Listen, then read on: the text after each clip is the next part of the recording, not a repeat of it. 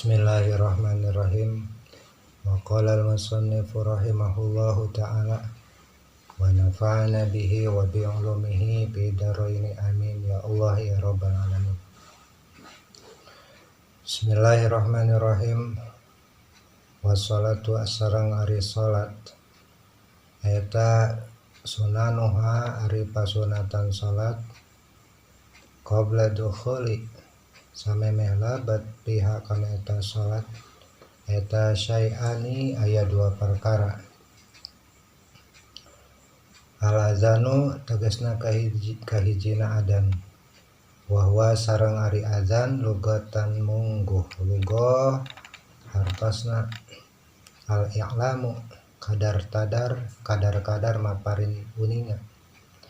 Wa syar'an sareng ari azan mungguh syara eta zikrun mahsusun, zikiran utos ditangtoskeun lil i'lami pikeun maparin uninga bidukhuli waktu salatin kana lebatna waktu salat mafrudatin anu difardukeun ieu salat.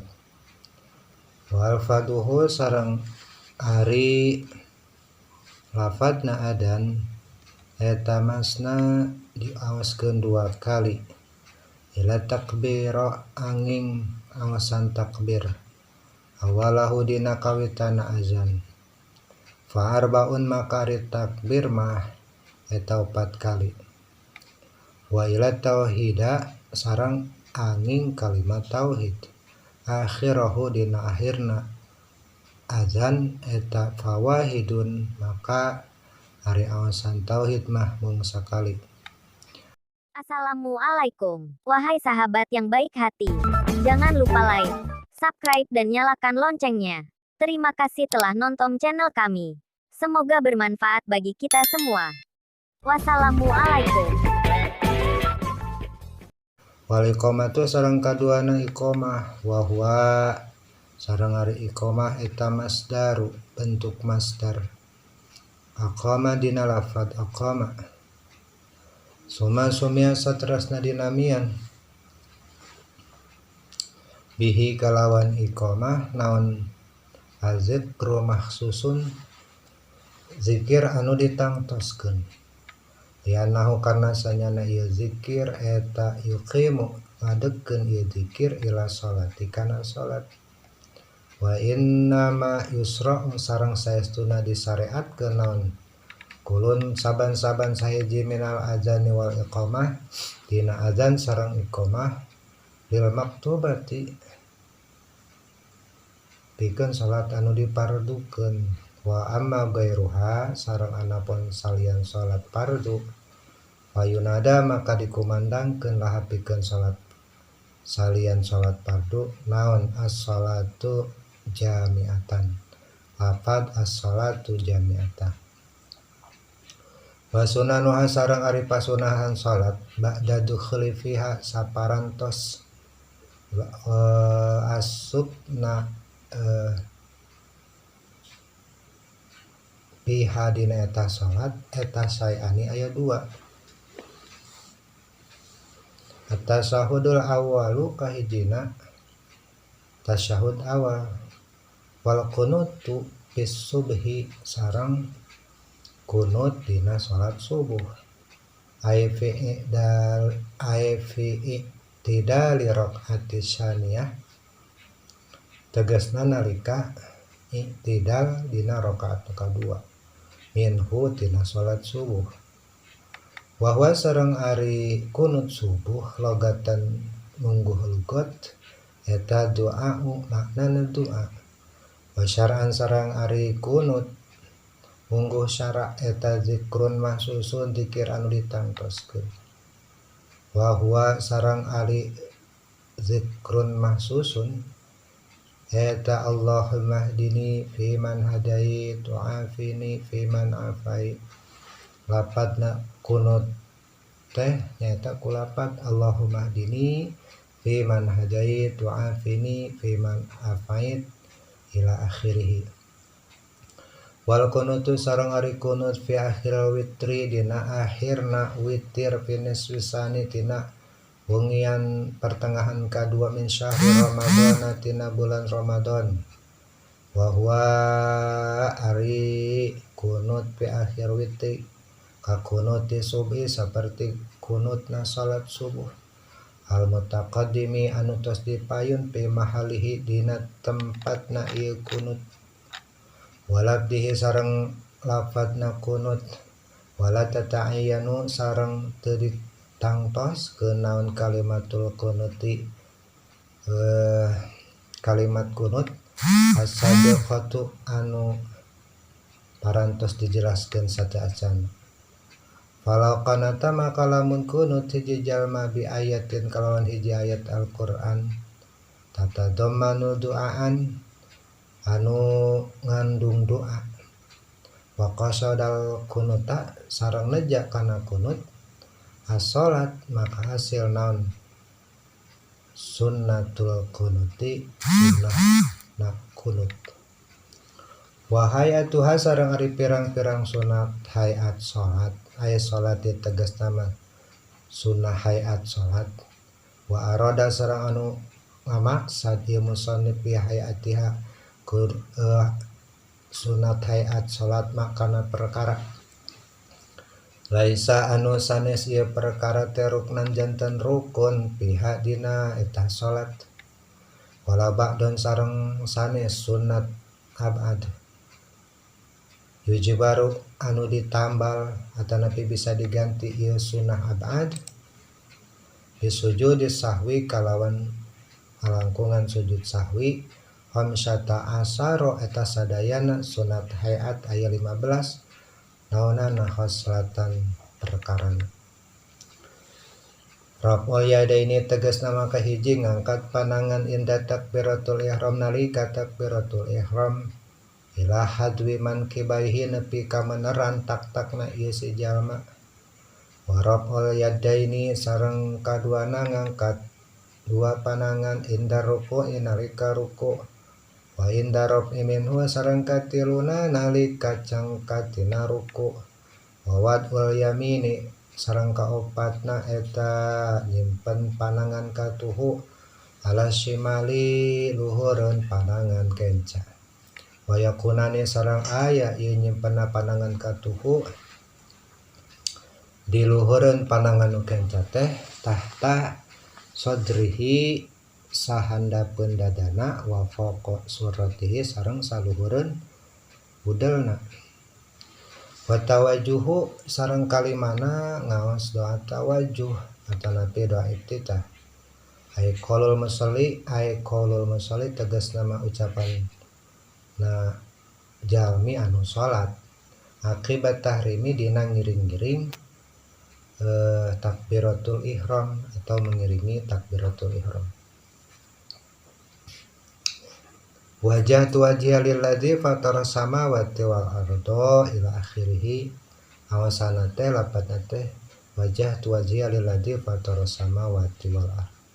Wal muradu sareng ari anu dikarep atau dimaksad eta aya kula ngucapkeun saha al musolli jalmi nu salat ba'da taharrumi sabada takbiratul ihram doa al iftitahi kana doa iftitah.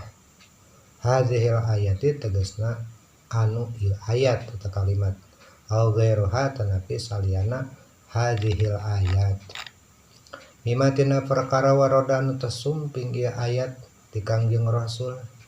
Ieu keterangan di Kangjeng Rasul fil istiftahi dina doa iftitah. Wal isti'adzatu sareng kagenepna ngaos isti'adzah auzubillahi minasyaitonir rajim ba'da tawajjuhi saparantos ngaos doa iftitah. Wa tahsulu sareng hasil bikuli labdin ku saban-saban lapat yastamilu anu ngawengku isti'adzah ala ta'awudzi kana nyuhunkeun perlindungan ka Gusti Allah. Walabdulu sareng ari abdolna isti'adzah ta ta'udzubillahi minasyaitonir rajim ngalangkungan kalimat ta'udzubillahi minasyaitonir rajim. Wal jahru fi maudhihi sareng katujuhna narikeun suara fi maudhihi tina tempat tarikna ieu suara. Wa huwa subhu wa awalatal maghrib wa huwa subhu wa awlatal maghribi sareng wajah rufi maudhihi sareng katujuhna narikeun tina tempatna tarik wa huwa sareng ieu jahar fi maudhi eta subhu tina salat subuh wa alatal maghrib sareng 2 rakaat salat awalan salat maghrib wal isya'i sareng salat isya. Jadi nu dijaharkeun teh hiji 2 rakaat tina salat subuh, 2 rakaat awal tina salat maghrib sareng 2 rakaat awal tina salat isya. Wal jum'atu sareng dijaharkeun oge ngaos teh dina salat Jumat wal idani sareng dijaharkeun tina salat 2 Idul Fitri. Wal isralu sareng ngalonkeun si jalma fi maudhihi dina ngalon tempat ngalonkeunana wa huwa sareng ari tempat atau maudhi eta mah perkara ada anu ngalianan nya salian salat nu tadi disebatkeun di luhur salian salat subuh, maghrib, isya, salat Jumat, salat 2 Id alazi dzukira nu parantos ditutur wa ta'minu sareng kadalapanna ngaos amin ayo qalul amin tegas nama ucapkeun amin akibal Fatihah dina ngiring-ngiring ngaos surat Al-Fatihah liqariha pikeun jalma nu ngaos Fatihah fi salatin dina salatna wa ghairiha sareng salian salat lakin akan tetapi nama ca amin fi salati dina salat akadu eta dikukuhkeun sunah muakkad dikedahkeun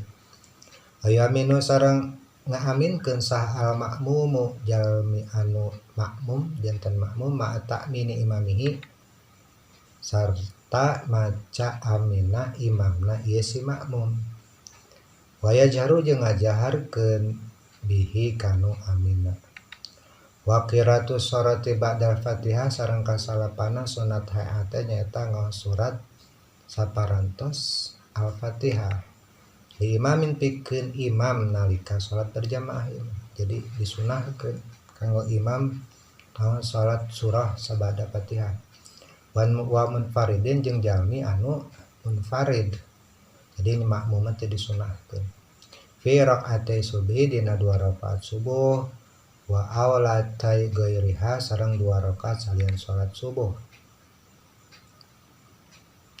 wa takunu sareng kabuktian naon qiraatu surah ngaosna ieu surat teh tabadal Fatihah sabadana ngaos Al-Fatihah fala qadama maka lamun mayunkeun ieu musolli as-surata kana surah alaiha tina Fatihah lam tuhsab maka teu diitung-itung teu dianggap ieu surat jadi ngaos surat sabada nate sabada ngaos surat Al-Fatihah wa takbiratu sareng kasabuluna ngaos pirang-pirang takbir indal khabdi nalika bade turun dari ruku'i nalika ruku pikeun ruku wa rafi sareng kasablasna cengkat aya rob usulbi tegasna menyengkatkeun tonggong minar ruku'i na dina ruku wa qala sami Allahu liman hamidah bari nyarios sami Allahu liman hamidah hina yarfa'u dina mangsa ngangkatna musolli ra'sau kana mastakana ieu musolli minar ruku dina saparantos ruku walau qala sareng lamun ngucap musolli man hamidahullahu sami Allah mun aya jalmi nu ngucapna teh kulapat man hamidallaha sami'a lahu kafa maka dipandang cukup wa makna sami Allahu liman hamidah sareng ari maknana kalimat atau lafaz sami Allahu liman hamidah taqabbala muga-muga nampi saha Allah minhu ti itu jalmi hamdahu kana pamujana eta jalmi wa jazahu sareng ngabaresna Allah alaihi kana ka eta jalmi eta man wa qala musolli sareng ngucapkeun musolli rabbana lakal hamdu saparantos sami Allah teh ngucapkeun rabbana lakal hamdu Idan tasoba di mana-mana ancek musolli qaiman tingkah ngadeg wa tasbihu fir ruku'i sareng ngaos tasbih narika ruku wa adnal kamali sareng ari panghandap-handapna kasampurnaan fi hadi tasbih dina ieu tasbih eta subhana rabbiyal azim salasan 3 kali wa tasbih fi sujudi sareng aya tasbih nalika sujud wa adnal kamali sareng ari pangsahandap-handapna kasampurnaan fihi dina tasbih fi sujud eta subhana rabbiyal a'la salasan wal akmalu fit tasbih sareng ari pangsampurnana ngaos fit tasbih ruku'i dina nalika ngaos tasbih ruku wa sujudi sareng salat masyhurun eta nutus ka masyhur wa wadul yadaini sareng ka-12 nyimpen panangan ala fahdaini dina saluhureun dua pingpingna fil julusi nalika di tasyahudil awali wal akhir dina nalika tasyahud awal sareng akhir yabsutu tingkahna bari ngabeberkeun musolli al yada kana panangan ayusra anu yusra kiri bihai sutus tusami tu sakira-kirana sajajar naon ru'us wa asabiha ujung jarina musolli ar-raqabata kana pingpingna musolli wayak bedo sareng ngepelkeun ieu musolli al yadal yumna kana panangan nu katuhu aya asabi aha tegasna ramo-ramo panangan nu katuhu ilal musabbihata angin curugna minal yumna anu aya di palih katuhu palayak beduha maka ulah ngepelkeun sejama kana eta curugna fa innahu yushiru maka sanjana isyarat musolli biha kalawan eta musabihah kalawan eta curugna teh rafi'an tingkahna ngangkatkeun musolli laha kana curugna hala kaunihi dina tingkahna musolli eta mutasyahidan anu maca tasyahud wazalika sareng ari isarah teh eta inda qauli nalika dawuhan musolli illallah tina lafaz illallah maksudna ngagerakkeun ngangkatkeun curug teh narika musolli ngucapkeun illallah tina lafaz asyhadu alla ilaha illallah me diangkatkeun wala yuharriqu sareng ulah ngarubah-rubah ieu musolli kana curugna fa in harakaha maka lamun mangaroba musolliha kana curugna kuriha dimakruhkeun hukumna wala tabtulu tapi teu batal naon salatuha salatna fil asahi dina qaul sah wal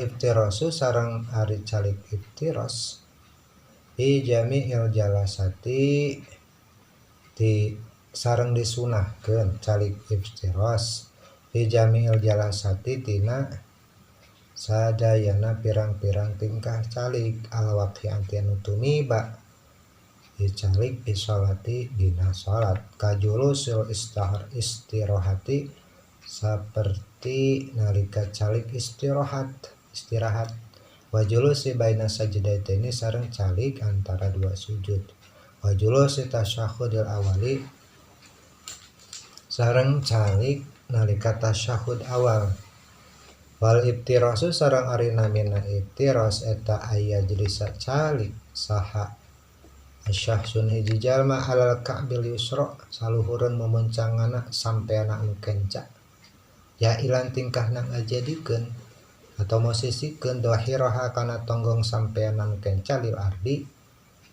kana taneuh tanapi kana sajadah kana lantai wayan sebo sareng ngacegeun ngadegkeun ngaberdirikeun ieu musolli qadamahu kana dampal sampean musolli al yumna nu katuhu waya jangan sareng nyimpen ieu musolli bil ardi kana taneuh kana lantai atropa asabiha kana pirang-pirang tungtung ramona atau pupucukan ramona ieu si musolli di jihatil kiblati kana arah-arah mayun ka kiblat. Wa tawarruku sareng disunahkeun musolli calik tawarruk il jalasatil akhirati dina diuk anu akhir in jalasati sholati tina pirang-pirang diukna salat. Wahya sareng ari min jalasati salat atana pitawaruk eta julus tasyahudul akhir calik tahiyat akhir. Wa tawarruku sareng ari tawaruk eta mislul iftiros saumpamana calik iftiros. Ila anal musolli angin saestuna jalmi nu salat yukhraju ngaluarkeun ieu musolli yasarohu kana sampeana anu kiwa ala hayatiha kana tingkahna eta sampean anu kenca teh fil iftirosi dina iftiros min jihati yaminihi tibelah katuhuna eta musolli. Wayulsiku sareng ngantelkeun musolli warokahu kana biritna musolli bil ardi kana tanah kana pangsajadah kana pangsujudan kana sajadah anu lantai. Amal masbuku anapun jalmi anu katinggalin salat berjamaah masbuk wasyahiyatan anu poho fayab tarisani maka disunahkeun calik iftiros di jalmi masbuk sang jalmi nu hilap wala yatawarrokani sareng ulah calik tawarruk di jalmi anu masbuk sareng anu hilap. Atas limatu saniyah sareng sunnah ngucapkeun salam anu kadua. Sunnah hayat teh yang ke-15 teh nyaeta disunahkeun sunnah salam nu kadua sunnah. Amal aula napun ari salam nu kahiji pasabako sakomatos dipayun penjelasanana annaha sanyana salam anu kahiji eta min arkani sholati tina pirang-pirang rukun salat. Barakallah, mudah-mudahan manfaat. Billahi taufiq wal hidayah.